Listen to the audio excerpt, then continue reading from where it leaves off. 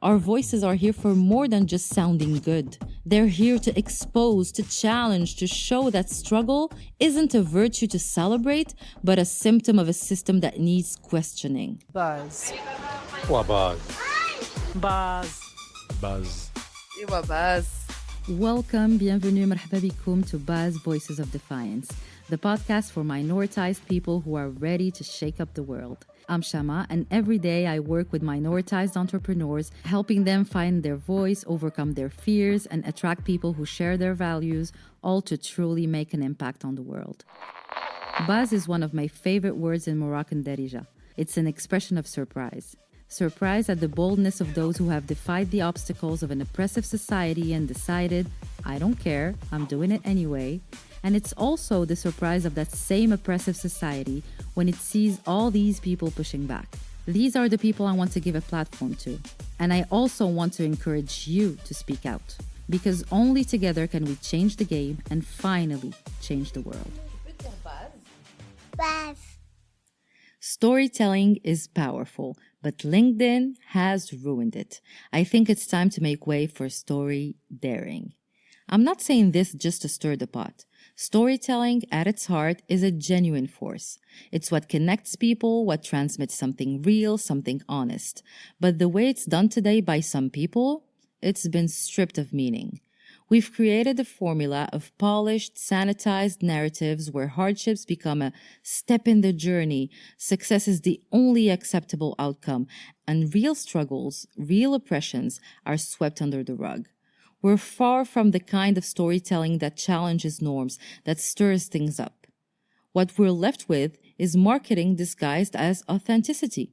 Not that marketing's a bad word, far from it, but in this case, we've distorted its purpose and betrayed its true potential. So the question I ask myself and that I ask you is this: what are we really saying with all these stories? Storydaring is the antidote to these sanitized stories. It's not just about speaking your truth. It's a liberation, a call to political consciousness. And as you know, everything is political. With Storydaring, we dare to tell the stories that reveal what society tries to hide, what's considered uncomfortable, inappropriate.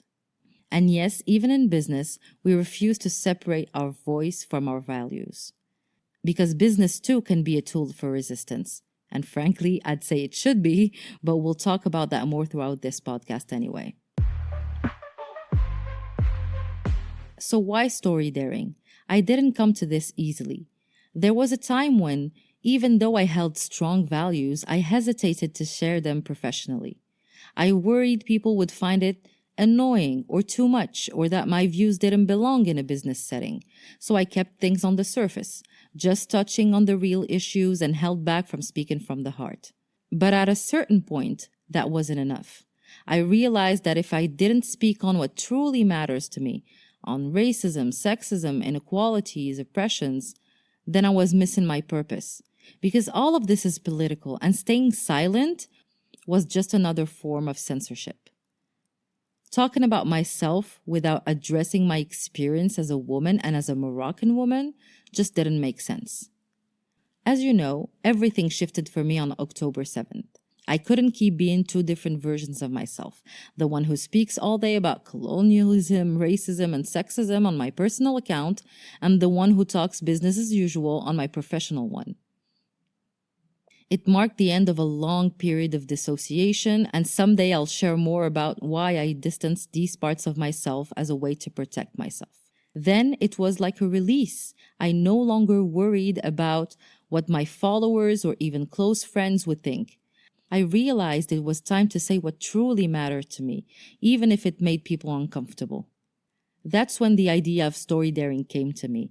I didn't just want to tell stories, I wanted to dare to own my story fully, connected to the causes I care about. That's when I realized that Storydaring is so many things.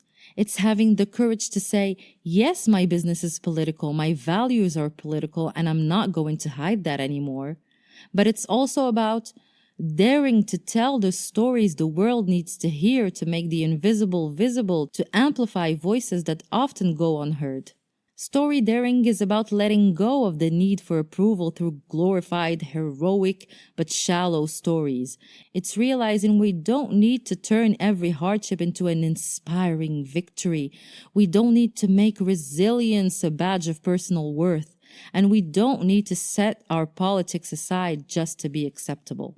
Story daring is telling stories that aren't afraid to expose what's usually buried.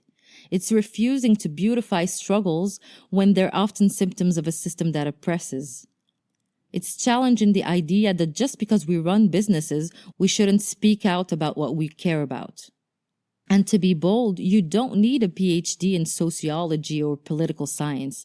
Just questioning, reflecting, and sharing your perspective sincerely is already more than people dare to do, especially on social media. Story daring doesn't have a formula or a method like storytelling, for instance. It's a stance, refusing to hide behind all the shoulds and sanitized narratives. It's choosing to create impact beyond yourself, to make a difference, to pave the way so others can be bold too. So who is story daring for? Story daring is for everyone who's tired of holding back their voice just to keep things comfortable. It's for those who don't want to separate their voice from their values to please others. It's for people who are ready to address the topics that are silenced, censored, or deemed inappropriate. It's also for anyone who has felt unqualified or legit to speak on important issues just because they lack an expert title. I'm telling you, if you have a story to tell and you share it sincerely, then that story deserves to be heard. And who's more of an expert than the person who has lived it anyway? That's why story daring is so important to me. Because we live in a world that keeps people passive through violence. We end up thinking we're not enough, so we stay quiet. We struggle so much in our everyday lives that we don't have the strength to act. We're so worn down by the world's injustices that all we want is to hide under the covers with snacks and Netflix, numbing ourselves because it's just too much. Story daring is my invitation to shake things up. Our voices are here for more than just sounding good. They're here to expose, to challenge, to show that struggle isn't a virtue to celebrate, but a symptom of a system that needs questioning. Story daring is about reclaiming our stories to inspire action, to encourage others to do the same, to stop staying silent. So now you may want to say, okay, amazing, but what difference does it really make?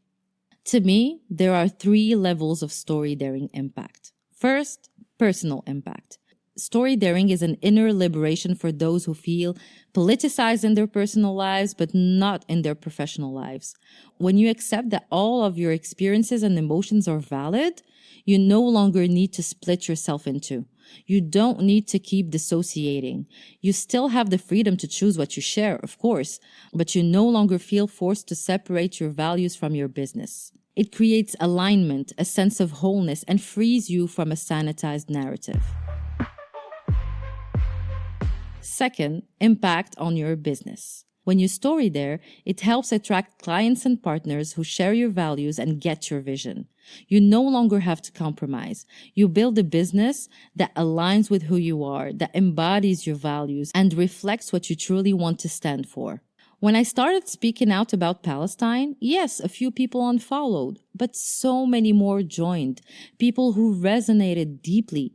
And the collaborations that came from that were truly priceless.